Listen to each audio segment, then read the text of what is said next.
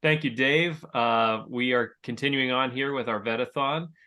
We have 1 hour to go. This hour is going to be brought to us by the Archer Corporate Services. Thank you so much for supporting this last hour with us. I'm going to ask Giselle here to, and hopefully I'm pronouncing that correctly, to unmute from NVAM, the National Vietnam Art Museum, Veterans Art Museum, sorry.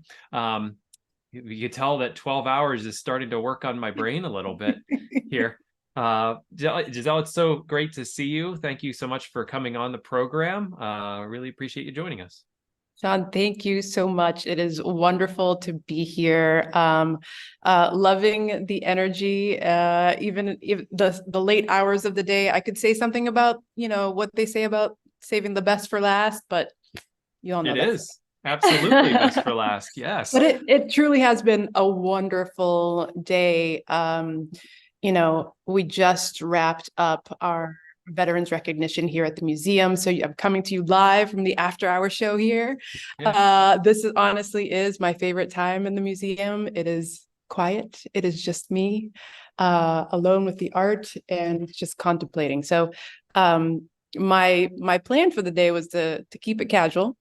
So I won't be sharing anything on my screen. I'm just going to do a walk and talk, tell you a little bit about myself, tell you a little bit about the museum and some of the upcoming interesting and exciting things happening here at the museum. Does that sound about right? That sounds wonderful. Does the museum feel a little creepy whenever it's just you? I would imagine walking through like the art museum here in Pittsburgh and being like, ooh, it feels like eerily quiet. It's like such good vibes here. So yeah, I'll let you know about the building that we're currently in. Actually has a theater at the bottom. We're on the second floor. There's a yoga studio above us and then a ballet center at the top. So it's a very active community space. It's a space of practice. So there's always something going on and I never feel alone. So, yeah. And the art, I mean, it might be strange that I'm sounding like I'm having these conversations with the art all the time. So it's always invigorating and energizing in that way. But yeah, so again, my name is Giselle Futtrell. I am the executive director here, and it looks like someone gave me someone's admitting people. Got it. I'm getting dings on this side, so I'm not sure if I need to be pressing any buttons. So let me know if I'm No, I get here. I'll pull that since you're not letting anybody in or doing any of that. I'll remove that so you don't hear the dings. I'll take care of that. Great. Got it. And sorry if it's a little echoey here too. I'm sounding all right? Yeah, you sound great. Cool. This it's 11 o'clock, isn't it? Well, I'm sure you guys have had a very busy day of being Veterans Day. I'll start there. Yeah. So this morning, it was definitely a full day. We had the museum open from 9 a.m. to 7 p.m., which is not typical for us, but it was wonderful to have. I spent the morning with the Daughters of the American Revolution, talking to them about some of the work that they're doing. The Chicago chapter is very amazing, but they hold their meeting at the Harold Washington Library. And that's significant to us because the exhibit that put us on the map was the Above and Beyond exhibit. This was an installation that is made up of 58,307 dog tags that represent the fallen from Vietnam. And it's installed on the ceiling there that's about 10 feet wide and 74 feet long. And it is just something that you have to experience. And it's something that our founders created over a period of 2 years. And now it's stationed there. So it was nice to visit that this morning as kind of a grounding place. I do want to recognize Hughes Turner. I see your mic's off. You're raising your hand. Yeah, I am, because I think we omitted something in the very beginning. Yes. Just want to share with everybody that Giselle didn't mention it, but she is a former Marine. Oh, yeah. And I think that's important to note. So I just wanted to say that. Yeah. Well, happy belated birthday, Marine. Happy belated. Yes, absolutely. I'll tell you why this museum is special to me too. And Hughes, thank you for raising that. I think when I get excited about things, I'll just jump right in. But yes, I served in the Marine Corps from 2000 to 2004. I was a field radio operator, but I was also the one that was always raising my hand to volunteer for whatever training I could. So I was also a marksmanship coach. So that person that would qualify every year, I was the one whispering in your ear, 2 clicks left and you'll be shooting straight. I was also a martial arts instructor. Cool. The Marine Corps started their MCMAP program. I don't know if there's any Marines that know about that training, but they basically evolved from line training to MCMAP. They took, bits and pieces of different disciplines like Krav Maga and lots of jujitsu, which I loved. I've been doing martial arts since I was 5. I know I was named after the ballet, but my father, who's a Vietnam Marine, said, no, you're going to do karate. So that's what I did all the way up until age 7. So that's another reason why this place is so special to me. It was founded by Vietnam veterans, and they came back, and it was a small group, the veteran Vietnam veteran art group. And they made this above and beyond exhibition. And when that started going on tour, it started garnering a lot of attention and a lot of recognition in a way, because we know when our Vietnam veterans came back home, and if there are folks here from that era, welcome home, you didn't get that welcome. And at that time, the communities that they came back to couldn't separate the war from the warriors. So this piece of art was a great way for people to find connection and find empathy in things that they didn't understand. And that's why I love this museum. That really is our mission.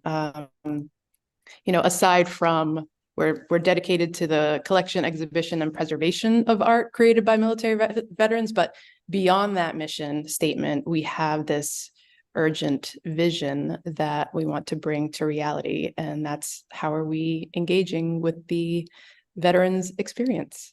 And what better way than through this creative expression that we, I think, hold dear as something part of our ideals, right?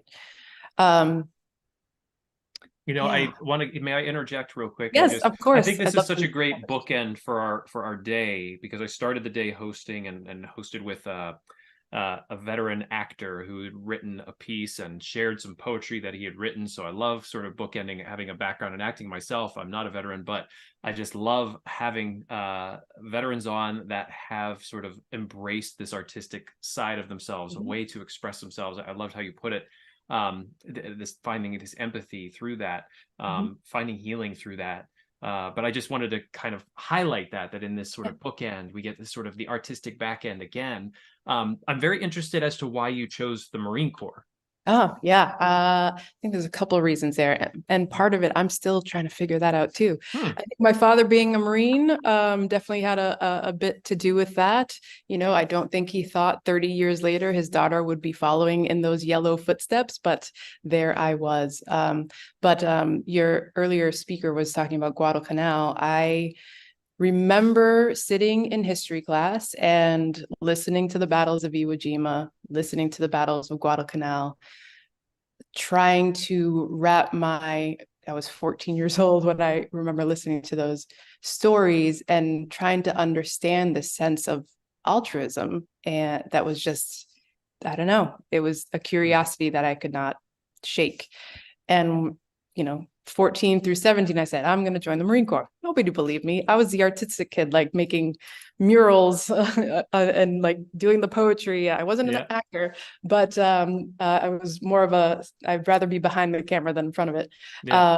But it called to me, and no one believed me until I brought the recruiter home and said, hey, guess what? I'm 17 and you have to sign this paperwork. So part of it was definitely my father had some influence there, and part of it was just history and listening to those. So that was definitely a piece of it. Yeah. How- And I was lucky to saying I was growing up, kind of using art as something that I enjoyed doing. Both my parents immigrated from the Dominican Republic, Hmm. and English was my second language. So I became obsessed with language. I remember helping my mother study for her citizenship and being frustrated, thinking, when does PH sound like F and all this stuff. So I became obsessed with the English language and just language in general. When I got out of the Marine Corps, I used my GI Bill to get my undergrad in creative writing and studio art. Fast forward a little bit later, I came to Chicago and got my master's in art education. And that's kind of how I landed at the museum. But yeah, and I'm going to be showing you one of our exhibits here too. Hopefully, I think our Wi-Fi is good right now, so we're good. I'll do a walk and talk, and we have some Vonnegut's here. I think excellent. it's just appropriate for seeing as his birthday was November 11th, and he was a veteran.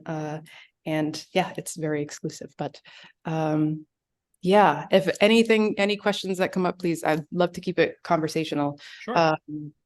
But I think the rest of today has always been special too. It's also my mother's birthday, first and foremost. So. Happy birthday to your mother. Yes, appreciate that.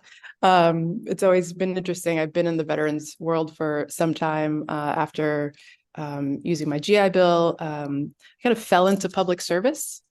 I think like many of us do. And I ended up working for the city of Boston for Mayor Walsh. I was doing some community relations service in the City of Boston Veteran Services Department. And I loved connecting with people and doing engagement events. And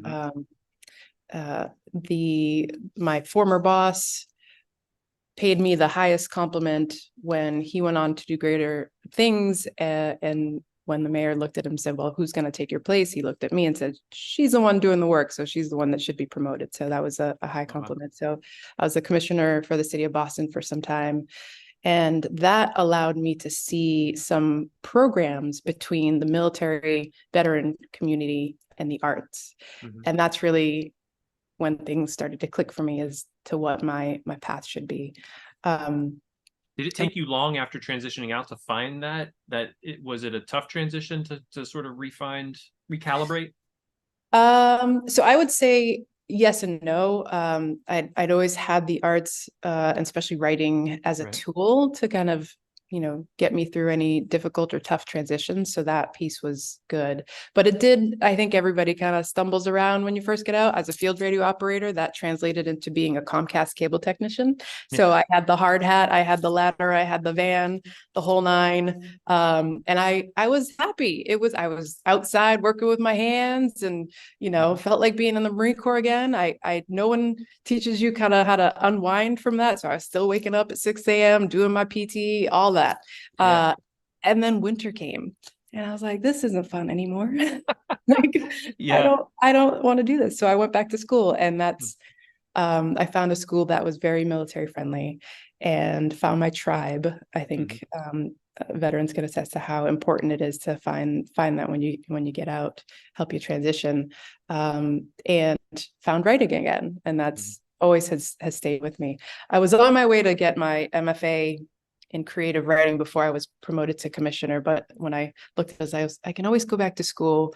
I don't ever think I can be a commissioner again. So that's how that went. So I'm always trying to get back to that. And I feel like it's there. It's wonderful. Yeah. But yeah, that transition was definitely, the arts had a huge impact on keeping me level and keeping me grounded in that sense. But yeah, I love that question. So yeah, I wanted to, let's see, give you a little history about the museum. Sure. Now that you know a little bit about me, because some things are kind of serendipitous, which is kind of funny. Father's a Vietnam vet. I think that one's pretty obvious. And when I look at this work, I see his cohort and his colleagues doing that work, of transitioning when they get back and using art to do that. I'll show you, I'll get up and if I lose you, my backup is to call you on my phone. So hopefully this is going to work. Okay, perfect. But I have, when I talked about the, those dog tags, while we don't have the dog tags here, they were originally in the first location that we were in. This building, unfortunately, wasn't permitted for it because it has to be installed into the wall. So it's at the library, but we do have the actual graphite machine that it was stamped on in those 2 years. So I always love this because it kind of looks like a typewriter. So those 4 guys took 2 years stamping all of those out on this machine here. So I always love showing people that. How much does a wall of that many dog tags weigh? That's a good question, because they're on panels. They're on square panels that can come out and be deinstalled and installed again. But that's a good trivia question that I'm gonna have to get into. And I will say, if I've been in this role for about 9 months now, and I learn something new every day, and questions like that, I'm just like, yes, that's good. So our main gallery basically has our permanent collection. What you're seeing here is work by Maurice Castillo, Chicago veteran, who this is his autobiography. He talks about, the rose-colored glasses and sight that he had before he joined the military. When he was in Vietnam, the orange really alluding to Agent Orange, and then kind of his blue period where he was really kind of lost in that transitionary period for almost 8 years. I think it's different for everybody, but his era, that's what they went through. And then, going into family life, I don't know if you can see this, but there's the reflection of his family here. So being a little bit more cleary-eyed as he focuses on family, and then him in retirement, where it kind of all comes together in this way it's a mix of both. So this is one of my favorite pieces for that. Some interesting things about this: he didn't actually create it in this linear pattern. He created this one first, and then it was the only one for several years until he kind of hopped around and did these. So it's really interesting to think about, what that transition looks like for everybody. It's definitely different. And for him, reflecting it on that way, it was helpful for him.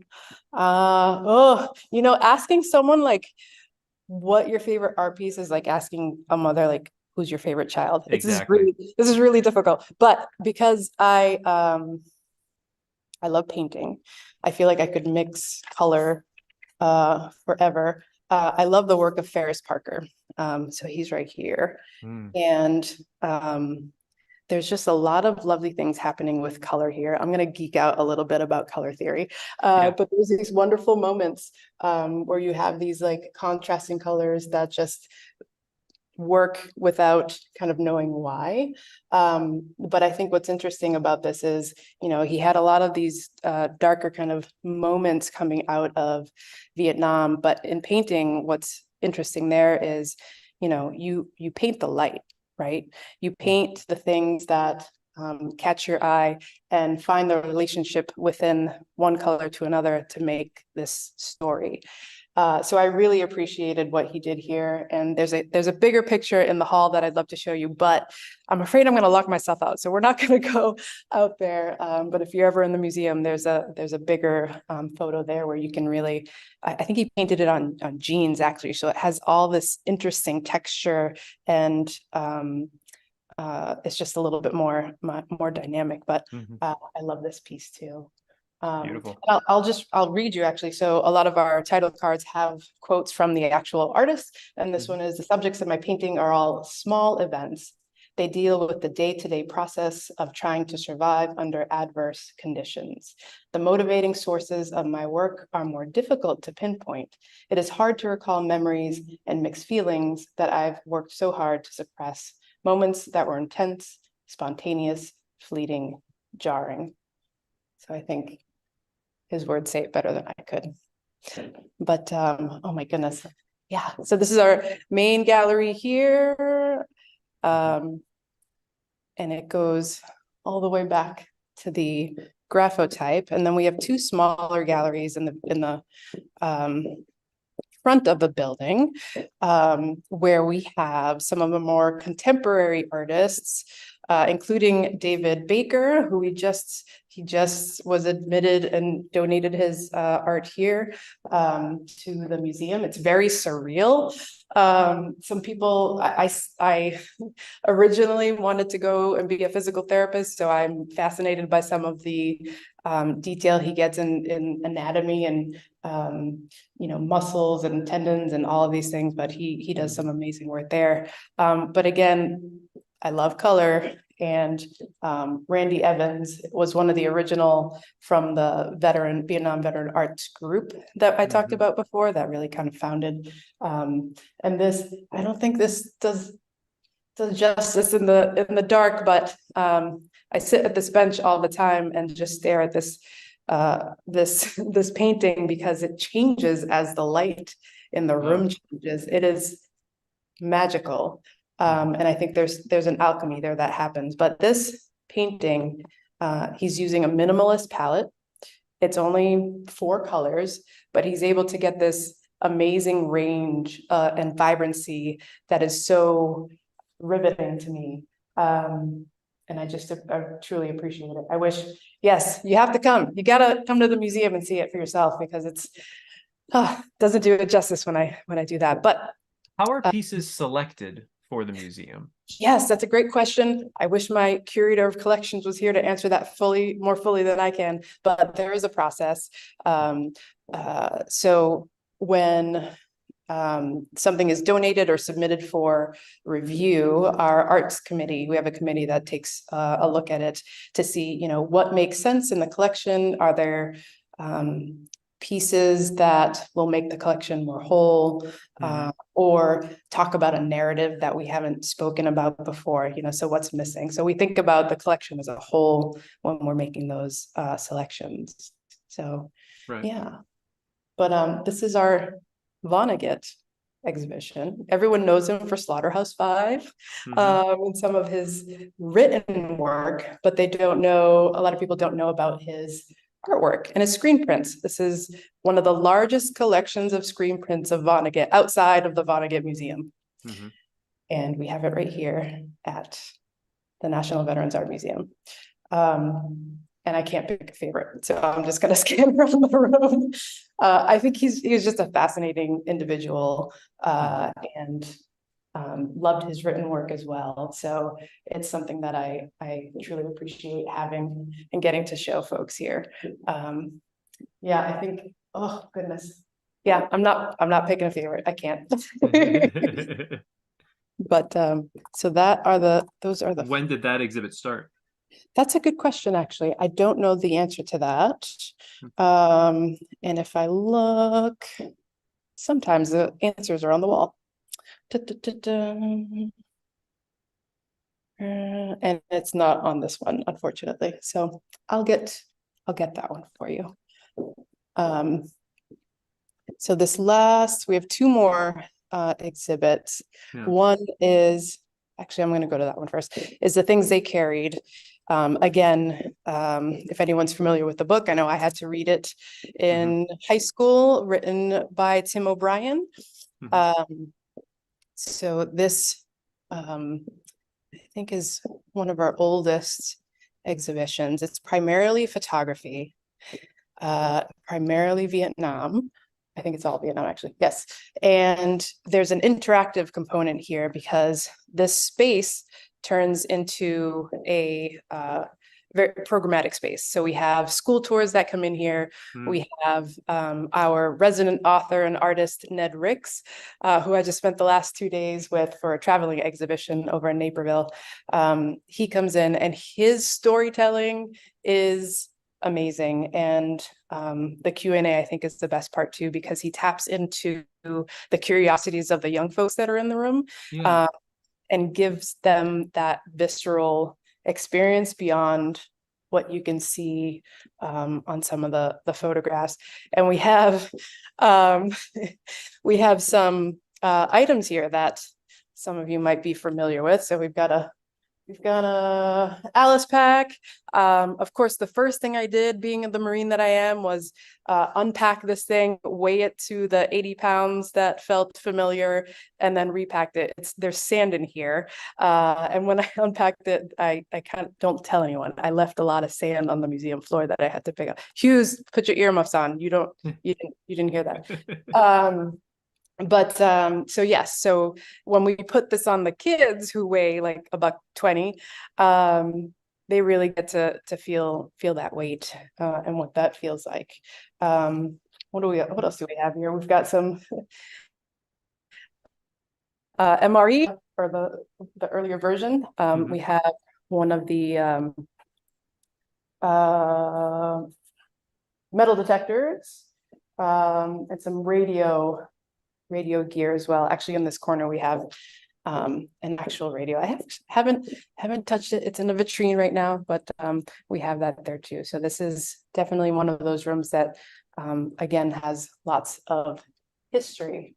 Have you seen the kids come through into this exhibit or throughout the museum, and what is their I'm interested in sort of the generation now when they come in and they take in this art. It's probably very foreign to them because we talk a lot at BBC about, civ mil divide. Just a lot of people don't really know or understand the military. But what is their initial reaction to it? How do you educate them on the military experience?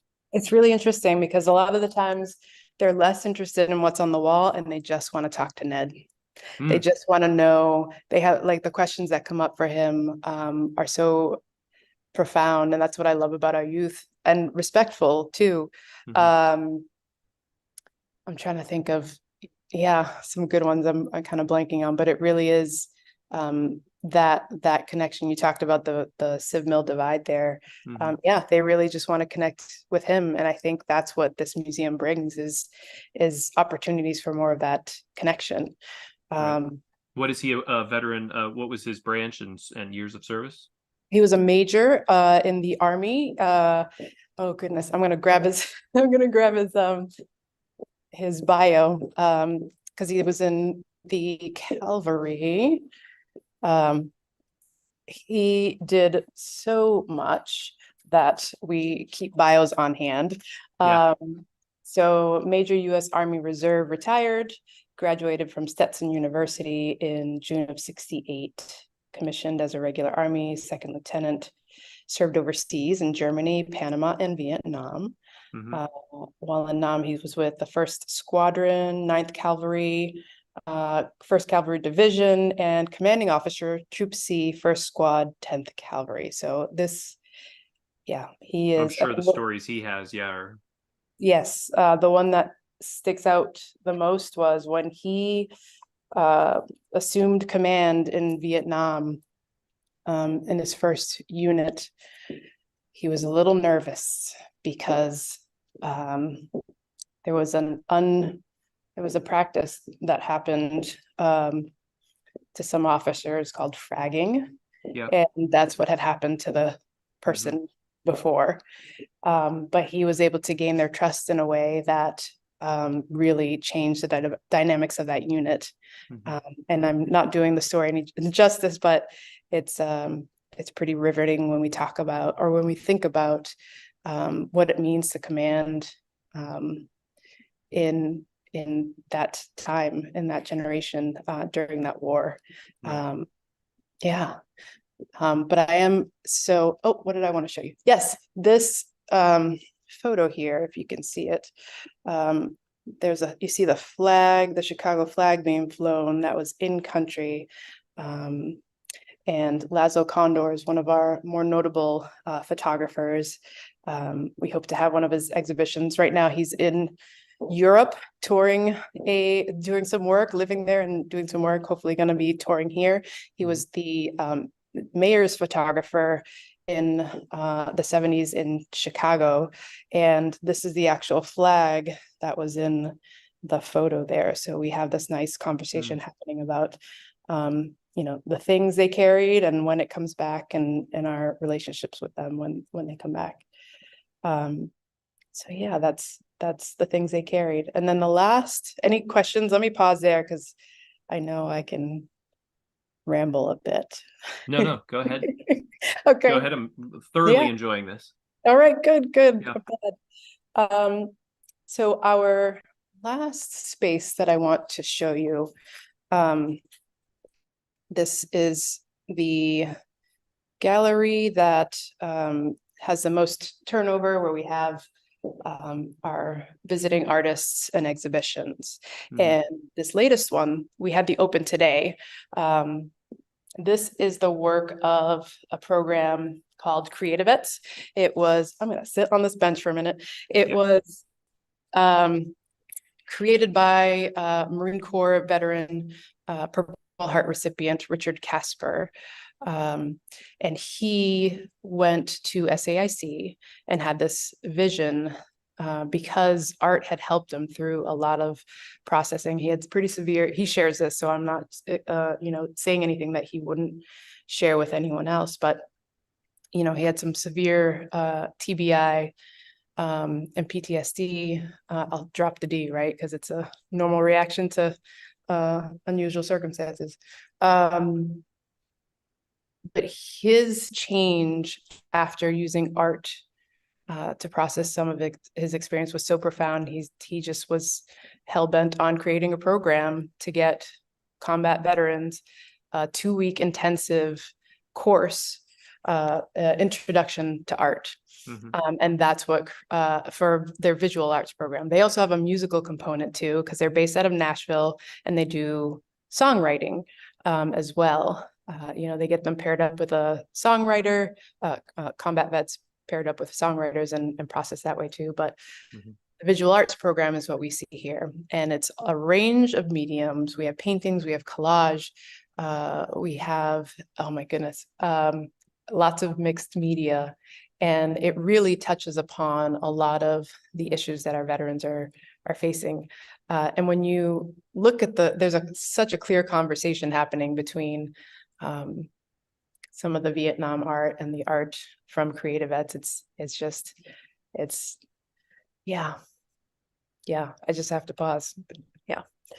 But well, I can certainly tell that I mean, you're very passionate about this space and the art that comes through, and it's speaking specifically to sort of art therapy, which we've sort of been dabbling in a bit.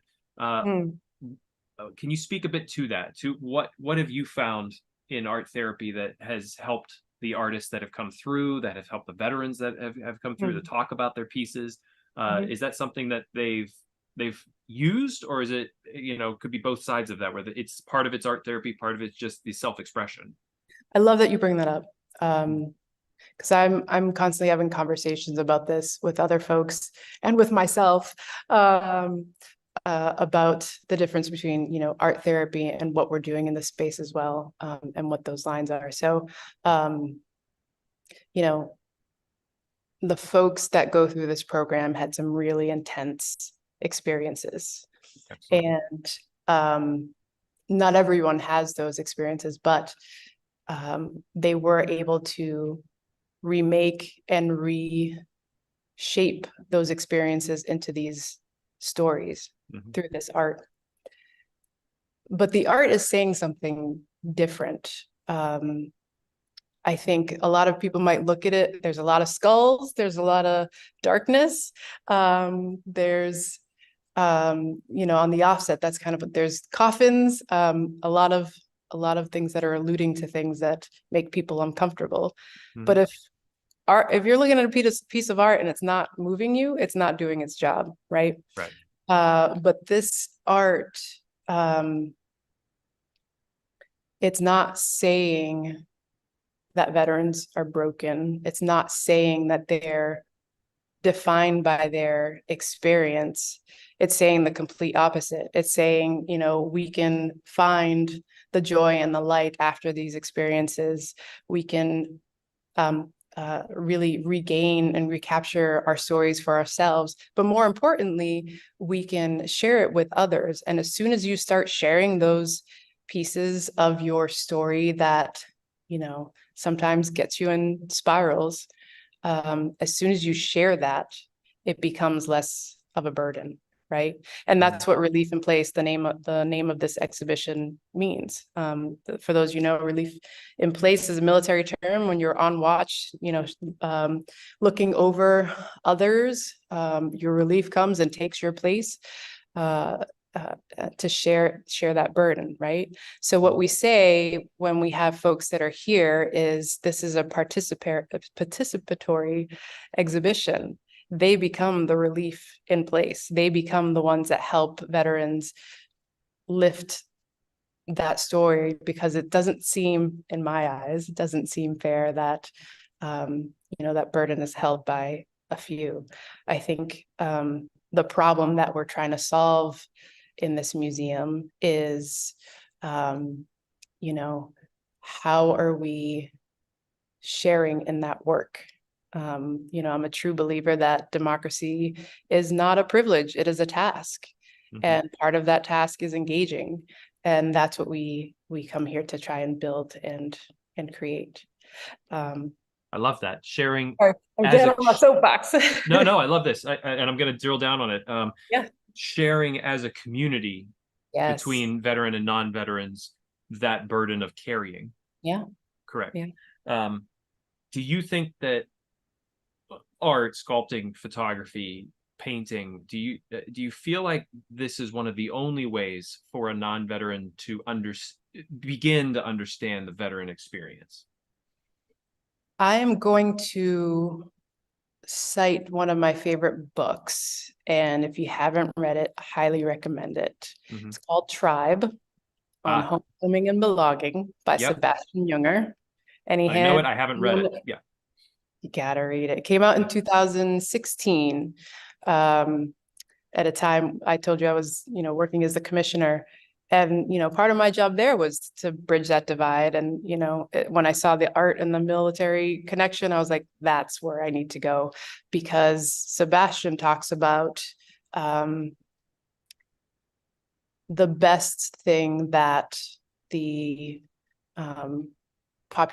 any population can do for its veterans is to listen without judgment. So there's a call to action at the end of the book. It's wonderful. He goes through this kind of anthropological ideas and ideals about, we are a communal species, we are a tribal species, we need to be connected. And when veterans come home and things, we come out of this very hyper-focused place where we are given a mission, we're given a purpose, we know exactly what we're supposed to do.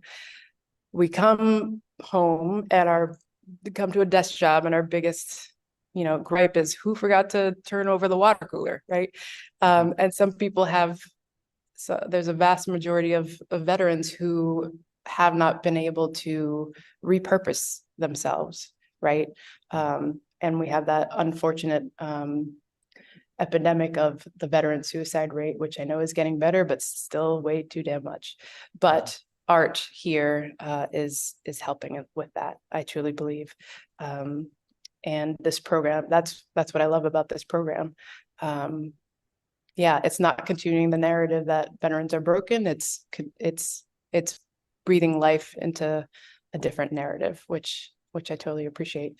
So I'll take this minute, as I want to be mindful of the time too, and just go around the room. Again, I don't have favorites. I do not have favorites, but again, we have some, let's see if you can see this here. So we have some mixed media. So it's ceramic with casings as well. So they really have taken some experiences and kind of mixed it. There's so much here, too little time. Let's see, collage. So I didn't show you the collage from our Vietnam veteran, but there's a direct conversation happening here. Collages are really time capsules, right? You're taking clippings from newspapers, you're getting headlines. When we look at this 50 years from now, there's going to be some interesting things to say here. Let's see. Oh, Maria Hernandez. Okay. I'm not supposed to have a favorite, but we have two of her pieces here. So this is one of her first ceramic pieces called Surviving the Crucible. What you probably can't see are the imprints of the hummingbird that she has in here. But this was one of her first pieces. And I don't know how many of you have tried to shape clay into something that looks like it's not a pile of mud. It's hard, y'all. Like, it's difficult. And she did it with style and grace. And this is another one of her pieces. I think, yeah, mine would have been horribly, horribly done, but she did a beautiful, beautiful Wow. job. Let's see what else. Yeah, so that's a lot to show. Let's see. So this is interesting. So another kind of using photo and saying this one's probably not going to read well on camera, but this one probably will. I know this is a process of taking lots of medication that they saved the pills here and turned it into this kind of social commentary on kind of how Western medicine treats symptoms. Really, they need to be treating the whole person. But, you know, veterans kind of have learned to find healing on a lot of the times on their own, but there have been advances. I say that. This is one of the favorites from the Creative Vets folks called Comfort Zone. So this artist was looking at different gas masks from different eras. So I think he has World War I, Gulf, and I think that's current. I'm not sure. I know there's some historians in the room, so you could probably tell me, but they lovingly and endearingly call this the Darth Vader masks. So I think most veterans take some, you know, not so happy moments and find light in it, because that's what you got to do sometimes. But that is the museum. I'm trying to think of anything else I can share here. But yeah, I've appreciated being able to share this. It always brings me joy to share the space with new people.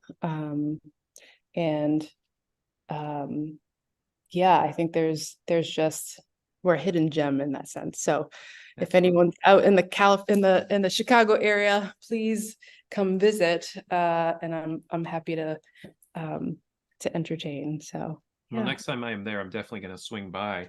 I want to go back a bit. We have a few minutes here. Two thoughts I've had. One is as an artist yourself, do you feel like if and when you create something, this bears your soul in some fashion? And how comfortable do you ever feel with that? And then also, because you can bear that and you can let it sit and be yours, but then giving it to everyone else and having them share that burden can also be sort of like this communication that you don't realize until it's out there. Right. And it takes a lot of courage.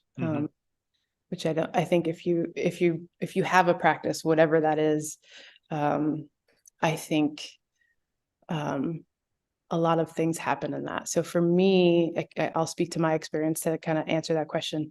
So for me, I started as a writer, right? And with writing, it's a discipline, right? You don't wait for inspiration. You just got to get your butt in that seat and write.